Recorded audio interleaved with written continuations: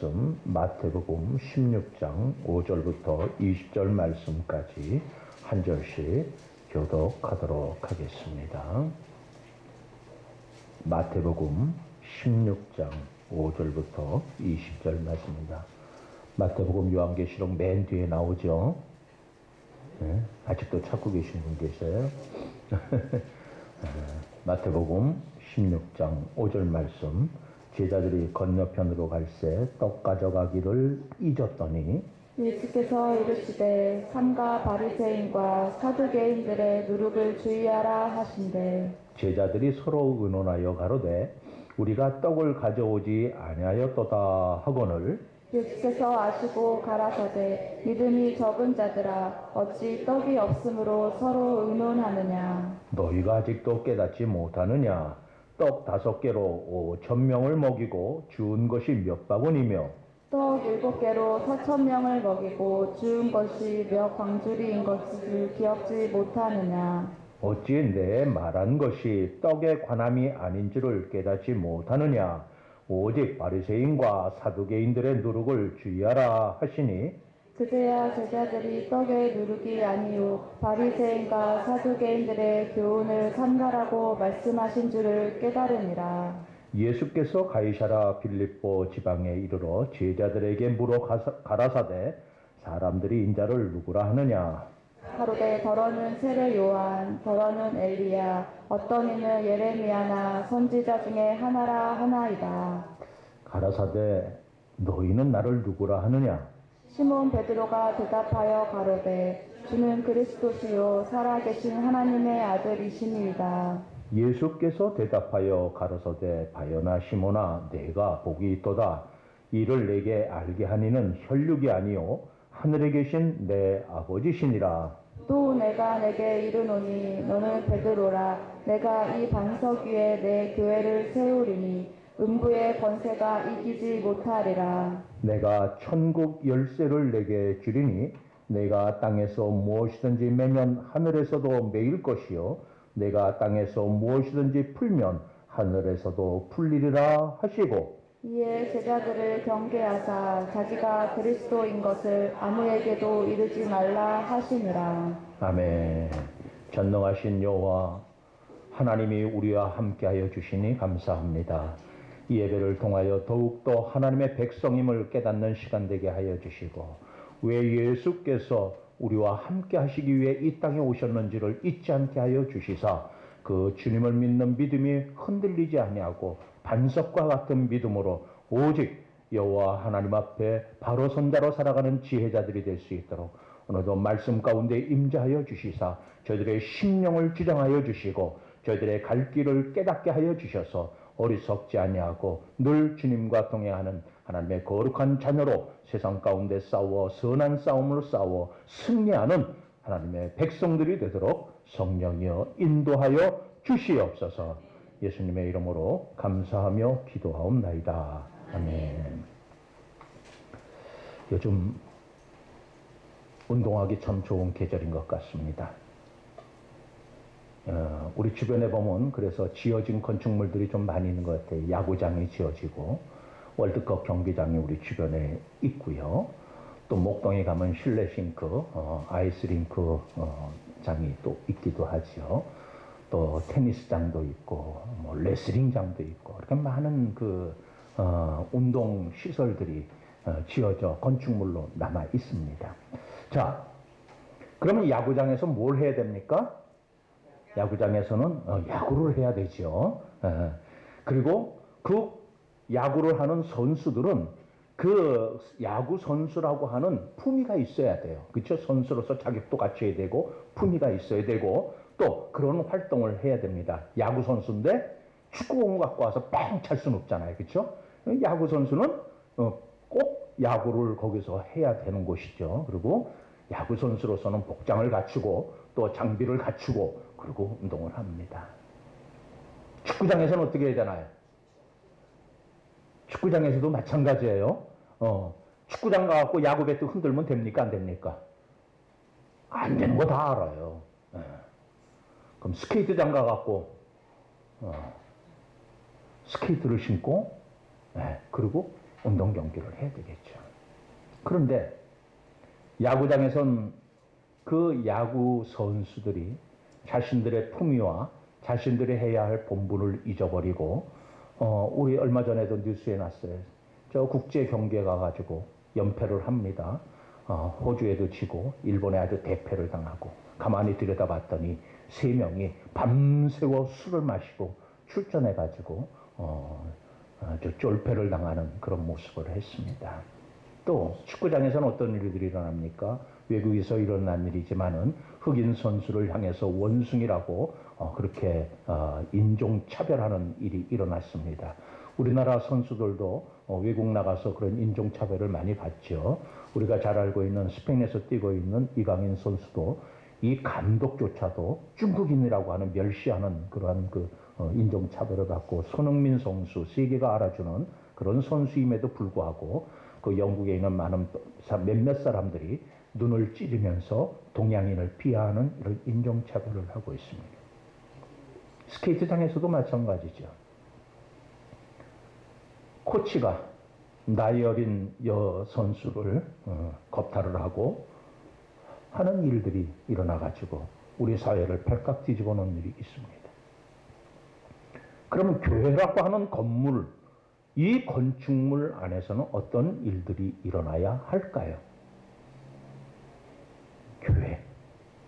우리 건축물 이렇게 세워놨잖아요. 교회라는 세상 사람들이 지나가면서 저건 교회야 다 알아요. 그럼 교회 안에서는 교회란 무엇일까? 교회 안에 사는 성도들은 어떤 품위가 있어야 되고 어떤 활동을 해야 할까라고 하는 겁니다. 도대체 이 교회를 왜 세워주셨는가? 라고 하는 겁니다.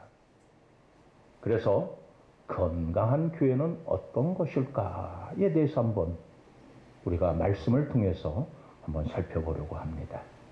요즘 신앙이 그래도 좀 괜찮다라고 하는 그런 많은 기독교인들에게서 가장 큰 고민이 있다면 요즘 교회가 왜 이러지 하는 생각들을 많이 합니다.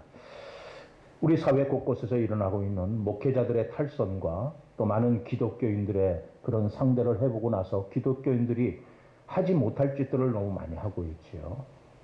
참 많은 그런 탈선하는 기독교인들도 많이 있고 교회가 못된 짓도 많이 하고 있고 또 이단들이 교회라고 하는 탈을 쓰고 해서는 안 될 그런 일들을 통해서 교회가 기독교가 어떤 건지 잘 모르는 사람들이 함께 도매금으로 넘어가서 교회가 욕을 먹는 일들이 비일비재해졌습니다. 어쨌든 이런 심각한 중상증 하나가 많은 그래도 건전한 크리스찬들이 고민하는 것이 믿음에 대해서 고민하는 것보다는 믿는다는 사람들이 모인 이 공동체인 교회가 과연 지금 바람직한 교회인가에 대해서 더 걱정하는 시대가 되었다라고 하는 겁니다. 물론 대다수 교회 다니는 사람들은요, 그저 이런 현실에 대해서 교회가 한심하다는 듯 다 에이 저것 보라고 저것 보라고 다른 사람 탓하면서 그냥 무관심한 듯 그렇게 지나가기도 합니다. 늘 하는 이야기지만 참으로 다행스러운 것은 사람들이 교회에 실망할지는 몰라도 그래도 아직까지는 하나님에게는 실망하지 않은 사람들이 더러 있다는 겁니다. 문제는 그럼에도 불구하고 사람들은 그 하나님을 믿는 사람들의 모습을 보면서 교회에 등을 지고 뒤돌아서고 있다는 것이죠. 또한 하나님께서는요, 그렇게 바람직하지 못한 교회를 버리실 수는 있지만, 그래서 그 교회는 이 지구상에서, 이 땅에서 사라져도 하나님의 역사는 변함없이 계속된다는 것입니다. 오늘 말씀을 통해서 저는 여러분들과 함께 두 가지 측면에서 교회를 생각해 보려고 합니다. 하나는 베드로의 신앙 고백과 그 위에 세워진 하나님의 교회란 무엇일까라고 하는 겁니다. 먼저 오늘 말씀의 배경을 조금 생각할 필요가 있습니다. 오늘 16장은요, 바리새인들과 사두개인들이 예수님께 나와 표적을 구하는 것으로 시작되고 있습니다. 바로 전 15장에서는요, 떡 7개로 4,000명을 먹이신 기적을 행하셨고요. 그 이전에는 보리떡 5개로 5,000명을 먹이고도 남은 그런 기적을 행하신 이후에 일어난 것이 16장의 사건입니다. 그러자 사람들이 예수님을 찾아와서는 계속해서 당신이 하나님의 아들이거든 한번 해봐 하면서 기적을 자꾸 이렇게 보여달라고 표적을 요구하게 됩니다. 이는 마치 오늘날 우리들이 신유의 역사가 일어나고 예언을 한다는 지도자들을 쫓아다니면서 오늘은 무슨 신유의 역사가 일어날까? 오늘은 어떤 예언의 말씀을 해줄까? 기다리는 이런 헛된 신앙의 모습과 똑같은 겁니다. 많은 사람들이 그걸 보고 교회에 나왔어요. 나온 것까지는 잘했어요. 왜? 예수님도 그런 기적을 통해서 하나님을 믿지 않는 자들을 교회로 오게끔 하시기 위해서 사용하신 거니까요. 그거 잘못됐다는 게 아니에요. 그런데 무엇가 잘못되었을까? 예수님께서는 그러한 모습을 보면서 제자들에게 이렇게 말씀하십니다. 바리새인들과 사두개인들의 누룩을 조심하라. 제자들로서는 이해할 수 없는 말씀이었습니다. 16장을 읽다 보면요, 제자들이 예수님과 함께 가며 우리가 읽었던 5절 말씀에 가서 떡을 가지고 오지 않은 것을 고민하고 있었다라고 했어요. 이 떡은 뭡니까? 우리가 실제 먹는 양식을 의미합니다. 근데 이 떡을 마침 챙겨오질 못했어요. 예수님도 좀 드시고 자기들도 먹어야 되는데 이걸 챙겨오지 않아서 어떡하지? 야, 오늘 배 굶고 쩔쩔 굶게 생겼어. 이제 이렇게 고민을 좀 하고 있는 장면입니다. 자, 그래서 제자들이 생각하는 수준에서 지금 예수님께서 누룩을 주의하라고 하는 말씀도 빵에 들어가는 누룩 정도로만 생각하는 정도밖에 안 됐습니다. 참 안타까운 것은요, 매주일 하나님의 말씀이 강단을 통해서 여러분들에게 선포되고 또 방송을 통해서 여러 가지 매체를 통해서 전달되고 있는데도 불구하고 많은 사람들이 그저 교회 와서 거저 딴 생각하고 딴청하고 딴짓하며 말씀을 안 듣는다는 겁니다. 현대 교인의 90%가 하나님의 말씀을 듣지 않고 설교 시간에 딴청을 한다는 게 통계적으로 나와 있어요. 어느 한 기독교 매체에서 조사를 했어요. 주일날 가서 설교 듣습니까? 얼마만큼 듣습니까? 정신 바짝 차리고 100% 듣는 사람은 1%도 안 나왔어요.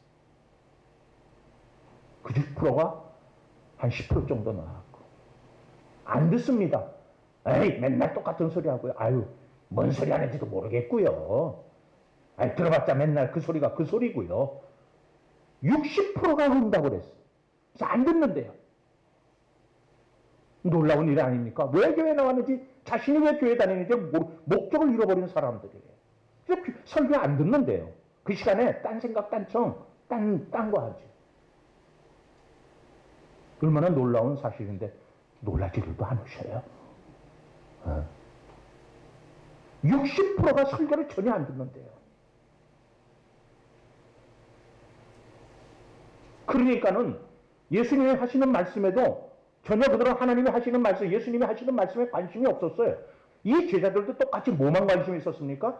기적에만 관심이 있었던 겁니다. 예수님이 가시는 현장마다 병든 자를 낫게 하시고 안전병이를 일으키시고 죽은 자를 살리는 이것만 가지고 우리 예수님 최고야 하고 다녔지, 주님이 하시는 말씀엔 관심이 없었던, 그러니까 누룩을 주의하라는 그 말씀에 대해서 뭔 뜻인지를 몰랐던 거예요. 뒤에 에어컨 좀 트시죠. 당시에 많은 사람들이 예수님을 따라다닌 이유가 무엇이냐 하면은 기적이 일어난다는 겁니다. 예수님이 따라다니면 기적을 볼 수 있다는 거예요. 예수님을 따라다니면 혹시 그 기적이 나에게도 일어날 수 있다는 겁니다. 한번 생각해 보세요. 2000년 전에 먹고 사는 것이 얼마나 힘들었겠습니까? 근데 예수님 가는 곳마다 시장할 때 때가 됐으니까 빵을 가지고 탁 주니까 한 끼 때울 수 있어. 어떤 분이 그런 얘기를 해요. 교회 가면은 교회에서 점심밥 주잖아. 나 아침밥도 늦게 일어나고 못 먹었는데 교회 가면 점심 한 끼 때울 수 있어. 똑같은 얘기예요. 교회를 식사 때우는 것으로 아는 분들이 많아요. 그래서 자기 배 아침 늦게 일어나서 밥도 못 먹고 왔는데 교회 가니까 점심 주니까 얼마나 고맙습니까? 근데 고마워하면 그만이 참 좋겠는데 고마워하지도 않아요. 교회가 당연히 해야 된다고 생각을 해요. 왜 교회 다니는지 목적을 상실한 사람들의 모습이에요. 바리새인들과 사두개인들도 예수께 나와 그들의 기적을 그래서 보기를 원했던 겁니다. 예수님은 바로 그것을 조심하라고 경고하신 거예요. 지금 이 순간에도 우리는 그 당시 사람들과 별반 다르지 않다는 것이 이게 문제입니다. 아무리 예수님이 이 성경, 그 당시에는 성경책이 없었어요. 우리에게는 성경 말씀을 주셨어요. 이 성경책이라는 걸 통해서 우리는 좀 더 믿음이 자라나고 좀 더 믿음이 하나님 앞에 가까이 가고 더 가까워져야 되는데 오히려 그렇지 못한 게 더 문제라는 겁니다. 아무리 좋은 것을 줘도 우리 속담에 있죠. 돼지에게 진주를 줘도 고마운 줄 몰라요. 그죠? 뭐만 주면 좋습니까? 자기, 예. 우리 옆에 기르는 몽고를 보면 참 가끔가다 참 친통하다 하는 생각을 해요. 왜냐하면 밥그릇에 사료를 한 통을 채워줘도요. 절대 자기 양 이상 먹지를 않아요. 아무리 배가 고파도요. 딱 고양만 먹어요. 다른 개들처럼 그냥 막 허겁지겁 막 뻑뻑뻑 이렇게 먹질 않아요. 한 입 물고 주변을 살피고 한 입 물고 주변을 살피고 그 옆에 많이 흘러갖고 야 놈아 왜 이렇게 흘리냐 제가 가끔 구박을 하는데 어쨌든 딱 자기 먹을 만큼만 먹어요. 또 그 밥그릇 안에 있는 사료를 흐트러놓질 않아요. 딱 한쪽 면에서부터 차근차근 먹어서 아주 칼로 잰 듯이 딱 요만큼만 딱 먹어요. 이 진돗개가 갖고 있는 습성이랍니다. 기르면 기를수록 신통방통해요. 그래서 가끔 가다 보고는 아유 우리 애들보다 낫다. 그런 생각도 좀 합니다. 어쨌든 자기 먹을 양만 딱 먹는 거예요. 어떤 교회에서 일어난 일이죠. 예배 중에 설교하다 말고 지금 예배 드리는 중에 지금 저 안진뱅이가 고침을 받았습니다. 일어나십시오. 그 자리에서 일어나세요. 눈먼 자가 눈이 떠졌습니다. 일어나십시오. 놀래서 사람들이 야 이러고 뭐 했어요? 몇십만 명이 모여서 난리가 났어요. 그런데 가면 갈수록 이게 잘 안 되니까 그 다음에 어떡합니까? 그 다음에 연출을 했어요. 팍 뒤집어졌어요. 아닌데 며칠 고침을 받은 것처럼 일어나갖고 다리 이게 불고 있었는데 일어나 걷게 됐습니다. 껑충껑충 뛰면서 하나님 영광 돌립니다. 감사합니다. 연출을 했어요.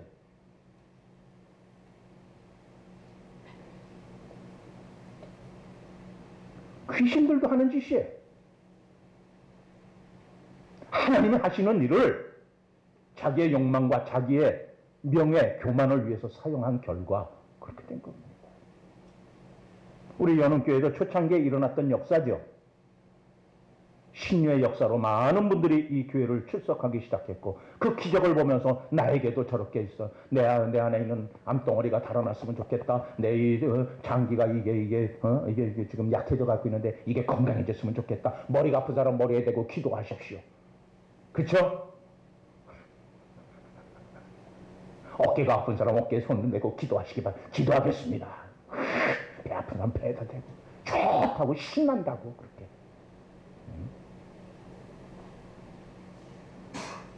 하나님의 역사를 인간들의 자랑거리로 인간들의 교만과 욕망으로 바꿔버린 결과 어떻게 되었습니까?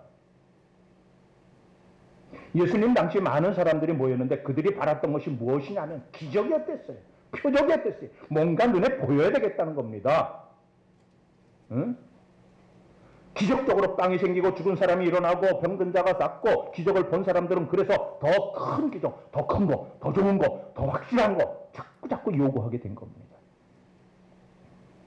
이번 한 주간, 지난 한 주간 우리 새벽기도, 금식기도회를 하루에 3번의 집회를 했어요. 의욕적으로 첫날부터 많이 왔어요. 둘째 날 되니까 한두 명이 빠져요. 셋째 날 되니까 서너 명이 빠져요. 넷째 날 되니까 대여섯 명이 빠져요. 마지막 날 되니까 절반 이하로 뚝 떨어져요. 왜 그렇습니까?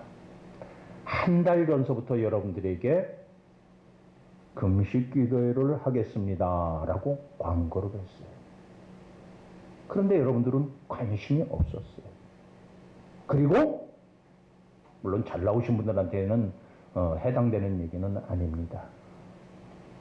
그리고 날짜가 닥치니까는 내가 이번에는 열심히 참석해야지 했지만 결국 어떻게 됩니까?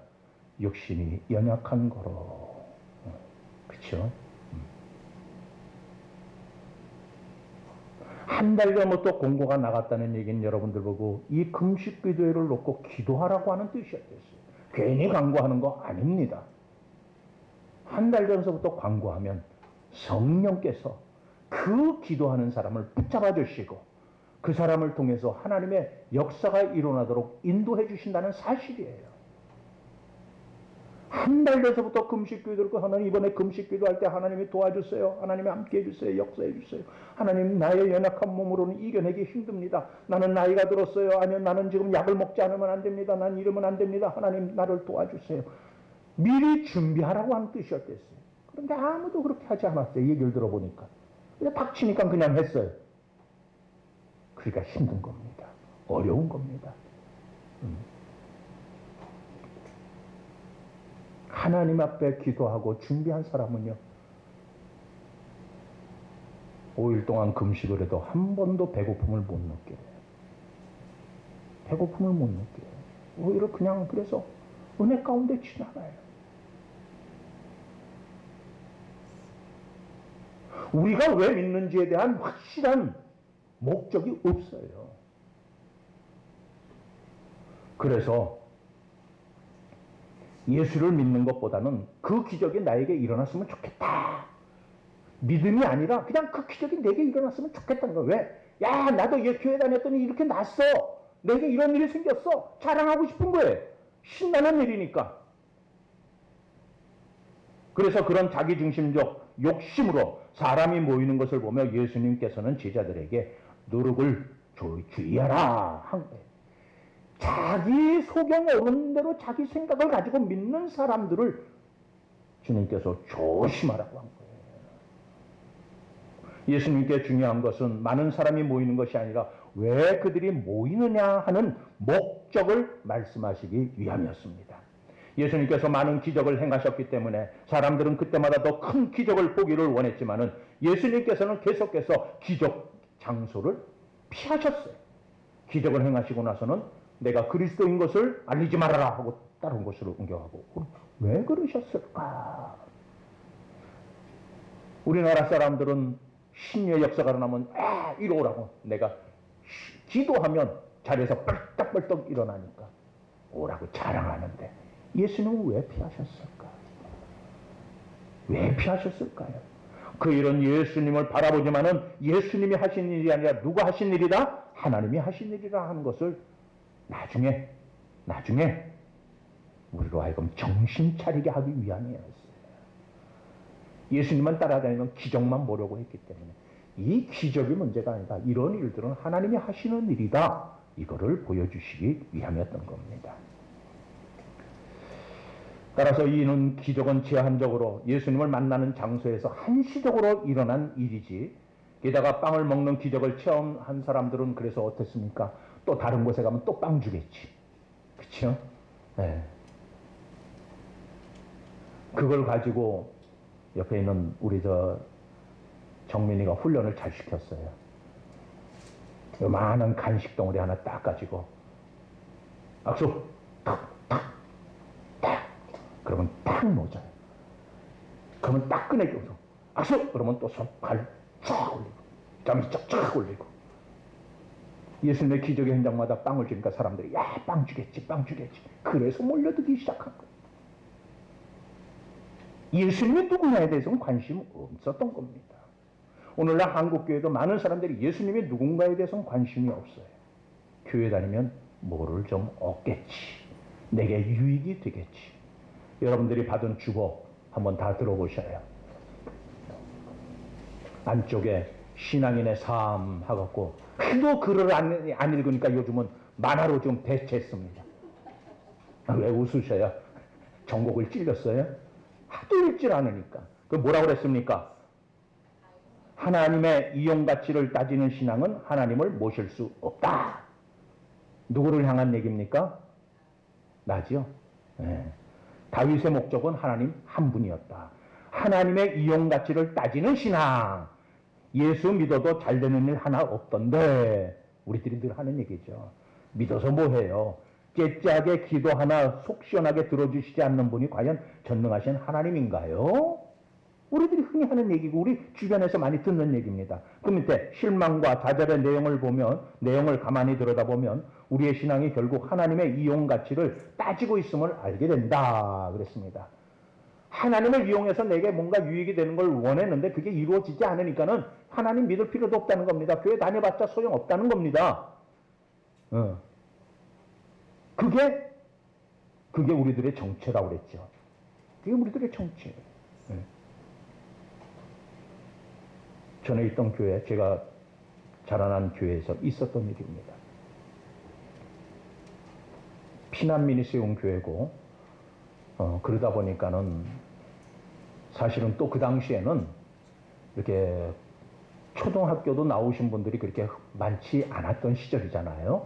60년대 초반만 하더라도 나이가 이미 50대, 60대 되신 분들에게는 그 당시에는 그렇게 많이 그 초등학교조차 졸업하지 못한 분들이 많을 때였겠습니다. 근데 장로님들 중에 초등학교 나오셔가지고 평양에 계시는 분, 사셨던 분인데 성경을 달달달달 성경 박사가 됐어요.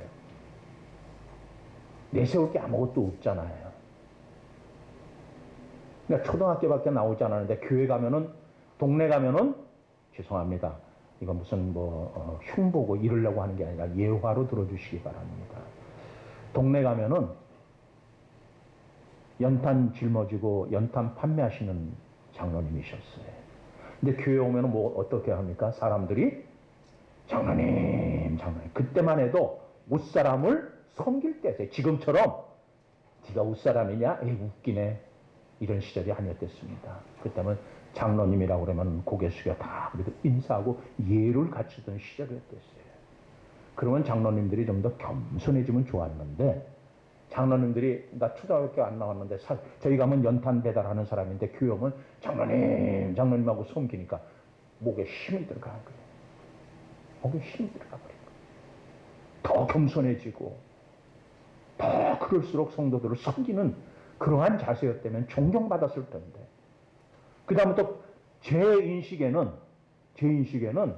얼마나 무서운 장로님인지 몰라요. 그 장로님 눈을 피해서 도망 다닙니다. 왜? 이렇게 나는 잘한다고 잘했는데 하나라도 지적을 해갖고 그 자리에서 불러가지고 혼을 내니까 가끔 예화에 나왔던 그 기타를 들고선 부신 장로님이시기도 한데,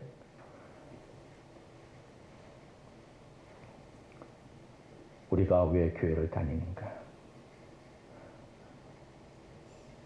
예수님께서 고통과 절망의 한숨 쉬며 인생의 깊은 수렁의 어려움을 당한 자들을 긍휼히 여기시사 고쳐주셨지만, 예수님의 사역은 병든 자를 고쳐주시고 배고픈 자에게 빵을 나눠주시고 아픈 자에게 병에서 해방시키는 것이 목적이 아니셨다는 겁니다. 세상에서 천대받고 세상에서 무시당하는 자들이 많은 사람들에게 존대받고 많은 사람들에게 얼굴을 드는 존경받는 인물로 만들기 위해서 우리를 치유해 주신 것이 아니라는 겁니다. 교회를 생각해 보시기 바랍니다. 왜 사람들이 교회로 모여들까요? 마치 예수님 당시에 기적을 보고 모였던 사람처럼 교회에서 구하는 것과 같습니다.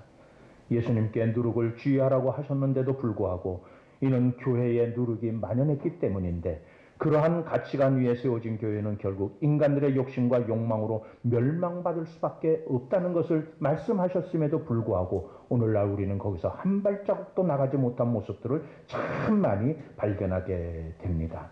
이제 예수님께서 빌립보 가이사랴에 이르러 제자들에게 너희는 나를 누구라 하느냐 묻자, 우리의 오늘 읽은 본문 말씀 14절에서 16절에 보면 이르되 더러는 세례 요한, 더러는 엘리야, 어떤 이는 에레미야나 선지자 중 하나이다, 하나라 하나이다. 이르시되 그러면 너희는 나를 누구라 하느냐? 시몬 베드로가 대답하여 이르되 주는 그리스도시요 살아계신 하나님 아들이시니이다. 세례 요한이 누굽니까? 아주 매력적인 사람입니다. 당시에 아주 뭐라 그럴까 쓴소리를 참 잘하는 사람이에요. 쓴소리 미스터라고 할 수 있는 그런 사람이에요. 그러니까 요즘도 그런 정과 42번 그런 사람이 얼마 전에 나타났던 16범인가요? 정가 16범인가? 오피스텔에서 여자분 하나가 엘리베이터를 향해서 이렇게 가고 있는데 갑자기 뒤에서 돌려차기로 차가지고 그 다음에 기절을 시킨 다음에 카메라가 없는 으슥한 곳에 가서 성폭력을 했던 행위가 있었습니다. 자, 이 일을 놓고 이 사람의 신상이 판사와 경찰과 이렇게 이렇게 판단해서 이 사람 신상을 공개할 것이냐 안 공개할 것이냐를 결정한대. 그 위원회가 따로 있어요.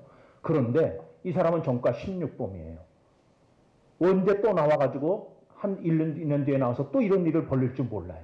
그러니까 많은 사람들에게 알 권리가 있다. 근데 국가가 이게 판사나 경찰들이 생각할 때 이거 해서 인권 보호 이거 잘못하면 인권 단체인데 또 우리나라 인권 얼마 전에도 제가 새벽기도 어떤 이렇게 운전을 하면서 두 분에게 말씀을 드렸어요. 인권 너무 좋아하지 마세요. 인권을 누가 만들었는지 아십니까? 공산주의자들이 만든 거예요. 국제 엠네스티 초대 회장이 전 KGB 그 국장 출신이 초대 회장을 했어요. 인권이라고 하는 것은 자기들의 공산주의가 이게 전해져야 되고 공산화를 시켜야 되는데 이 공산주의자고 걸리면 나라마다 이거는 절대 이 공산주의자는 안 변한다, 안 바뀐다. 그러니까 이 사람은 무조건 사형에 처했어요. 그러니까 사형을 막자. 그래서 만들어진 것이 국제 엠네스티 인권단체예요. 지금도 우리나라 보세요. 경찰은 두들겨 맞아도 피해자의 인권만을 생각하는 나라예요. 선생님이 초등학교 교실에서 애들이 욕하고 신발을 던져버리고 선생님한테 침 뱉어도 선생님이 아무 소리 안 해요. 애들끼리 막 쌍욕을 하고 막 난장판이 돼도 선생님이 건들질 않아요. 왜? 고발해버리니까. 선생님이 선생님이 우리 애한테 이런 짓 했다고 학부형들이 고발하니까. 그게 우리나라가 말하는 인권이에요. 그 사람 인권만 있고 선생님의 위치는 사라져버렸어요. 그게 우리나라예요. 자, 이처럼 알 권리를 제안하면서 그러자 한 친구가 일어났어요. 내가 이거로 인해서 여러 가지 법에 저촉돼서 내가 또 저 사람 그 범인한테 내가 보복을 당할는지도 모른다. 그러나 많은 사람들이 알게 하기 위해서는 할 수 없다. 공개한다. 했어요. 그랬더니 국가도 할 수 없는지 그래 공개하자 하고 공개를 했더라고요. 자, 좀 멋쟁이에요. 쓴소리 한 것에 대해서 아직 국가가 인정하기 전에 그 밑에 댓글 달린 거 보니까 속 시원하다. 당신이 영웅입니다. 아주 멋쟁이에요. 예, 나도 그렇게 하고 싶은데 나는 용기가 없어서 못했는데 당신 정말 용기 있는 사람입니다. 그 댓글들이 달렸더라고요. 엄청나게 댓글이 달렸어요. 마치 이 세례 요한이 그런 사람입니다. 당시 시대 속에 전부 다 입 다물고 고개 숙이고 푹 숙이고 있을 때 한마디 합니다. 며칠 전에 주차장에서 차 빼라는 것을 했는데 한 여인이 머리채를 잡히고 시커먼 두들겨 패 맞아서 갈비뼈가 부러지고 병원에 입원했죠. 그 옆에 떡대가 하나, 죄송합니다. 떡대라고 해서 다 그래야 쉽게 알아들으실 테니까 우리 그쵸 권사님은 떡대 그러면 뭔지 알죠? 이게 덩치 큰 그 옆에 서 있는데 머리채 잡고 흐들고 발길질하고 막 얼굴을 두들겨 패는데도 그냥 가만히 보고 있어요. 참 우리나라가 점점 흉측한 나라로 바뀌는 걸 볼 때 안타깝습니다. 어쨌든 세례 요한은 참 멋진 삶을 살았던 사람입니다.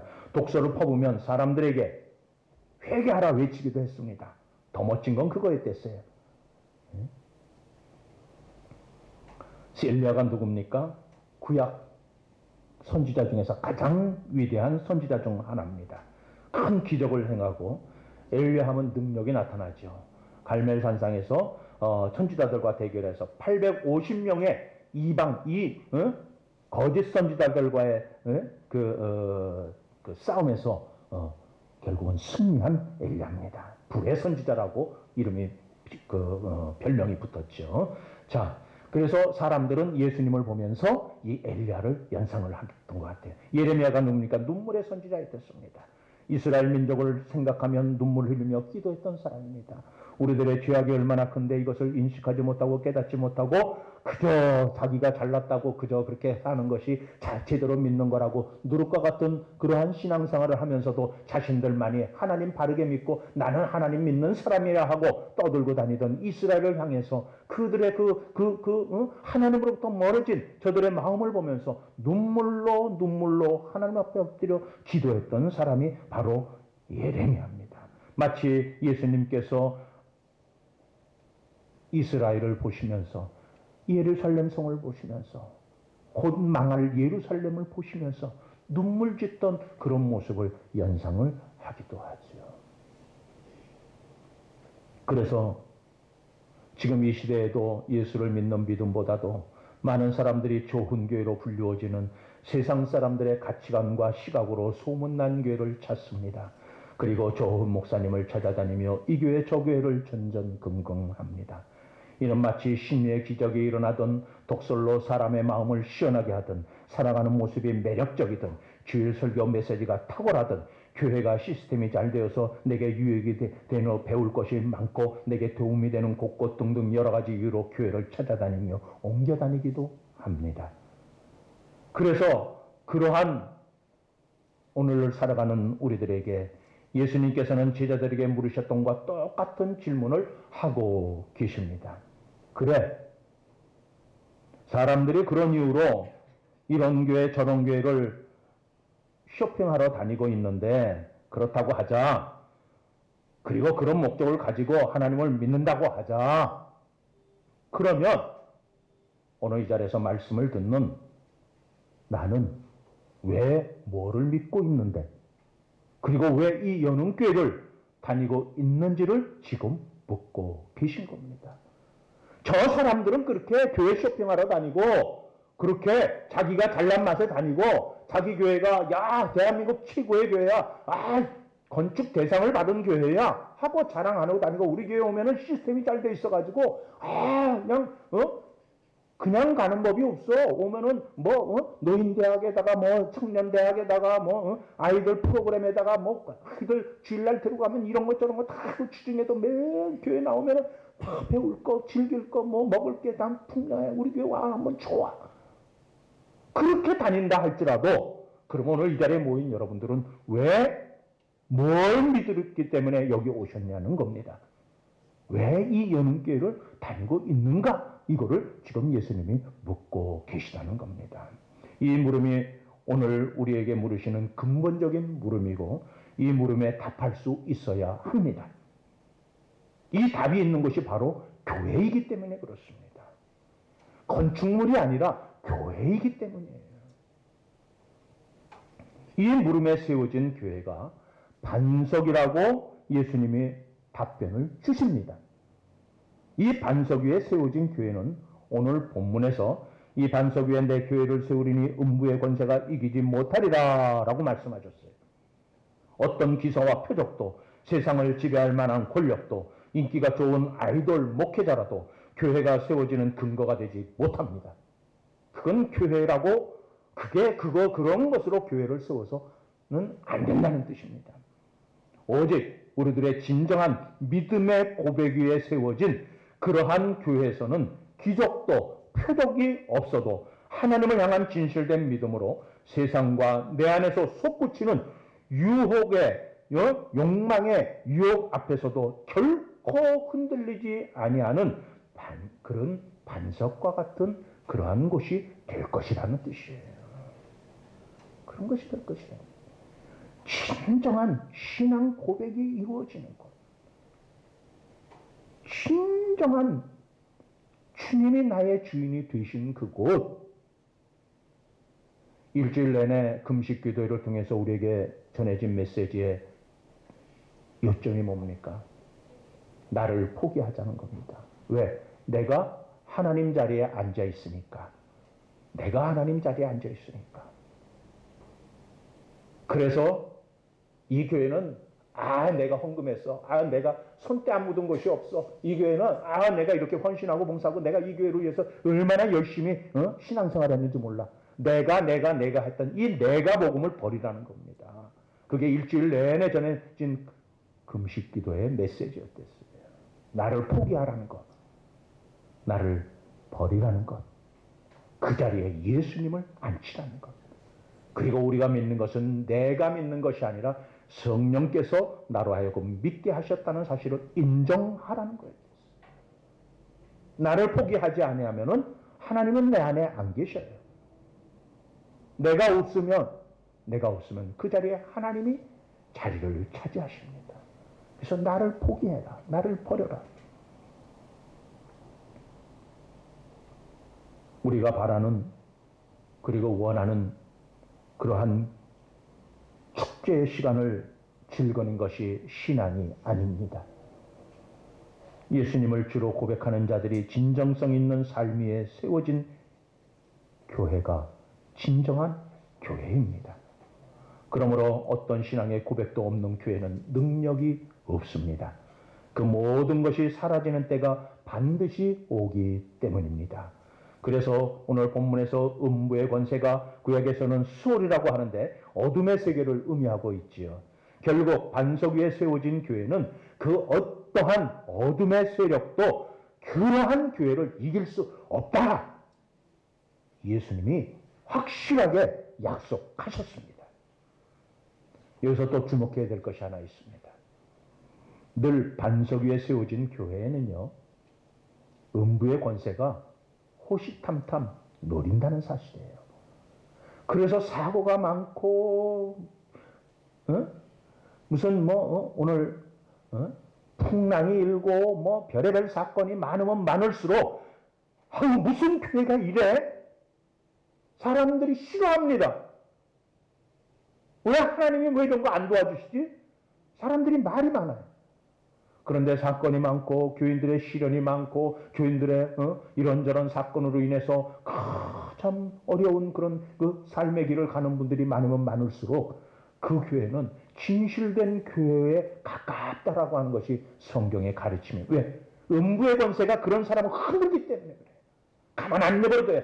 그 가는 열차에서 끄집어내서 자기 열차에 태우려고 이 마귀들이 난동을 부리기 때문에 그렇습니다. 그래서 예수 잘 믿는 사람이 어느 날 참 우리가 볼 땐 신앙 좋고 믿음 좋은 사람인데 어느 날 갑자기 훅 하고 가버렸어요. 그렇게 믿음이 좋아서 정말 기도하고 새벽기도 빠지지 않고 하나님의 앞에 절대적인 충성으로 자기의 삶보다도 자기의 사업보다도 하나님의 일을 더 중시 여겼던 그런 사람이 어느 날 사업이 쫄딱 망해버렸어요. 그걸 보면서 하나님 안 계신 것 같아. 그게 오늘 여러분들 주보의 뒷면에 안속에 나온 그 사건입니다.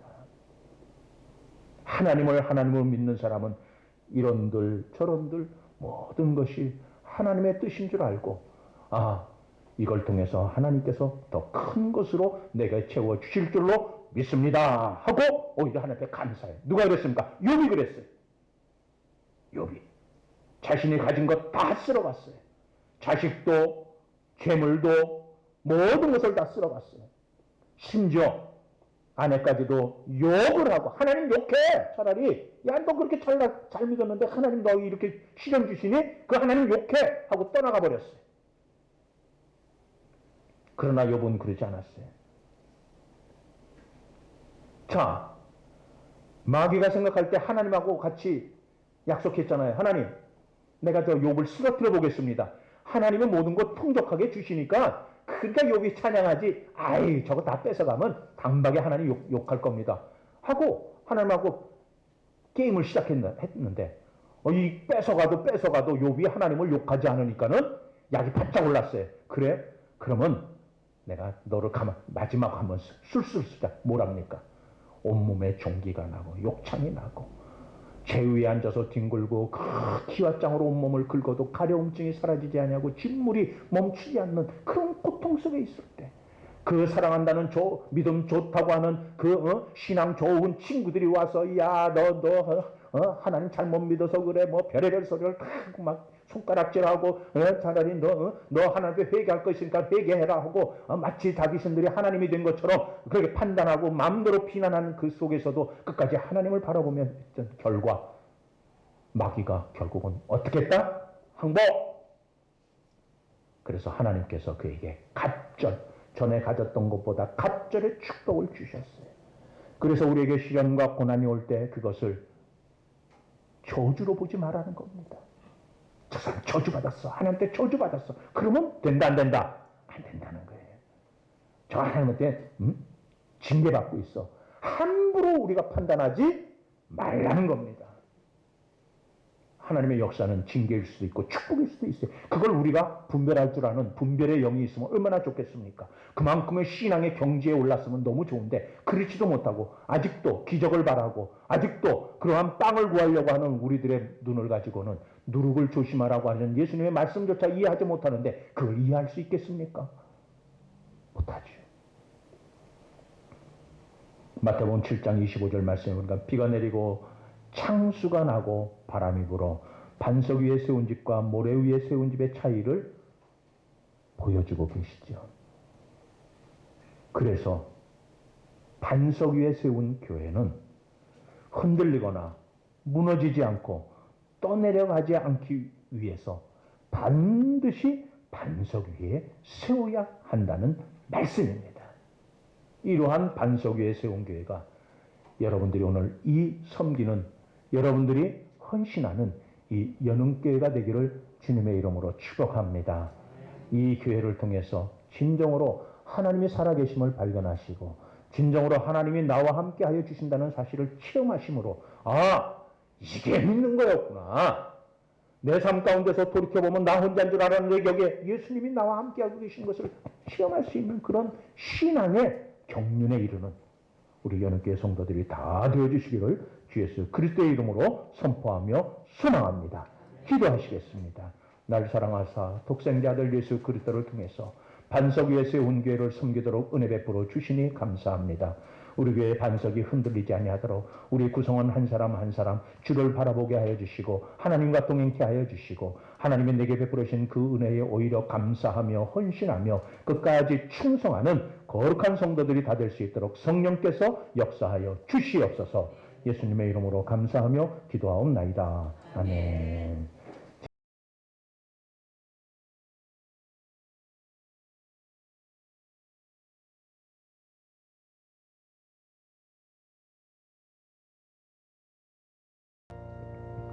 지금은 우리 주 예수 그리스도와 극진하신 아버지 하나님의 사랑하심과 성령님의 교통하심이 주께서 연흥교회를 세우신 그 목적을 분명하게 깨닫게 하여 주시고 주님의 그 놀라우신 역사에 부응하기 위해 우리가 헌신키로 작정하며 하나님의 뜻대로 사용하여 주시옵소서. 고백키를 원하는 연흥교회와 성도들 머리 위에 그리고 저들이 섬기는 가정과 직장과 학교와 그리고 주님의 이름으로 행하고자 하는 모든 계획들과 일들 위해 지금부터 영원토록 함께 있을지어다.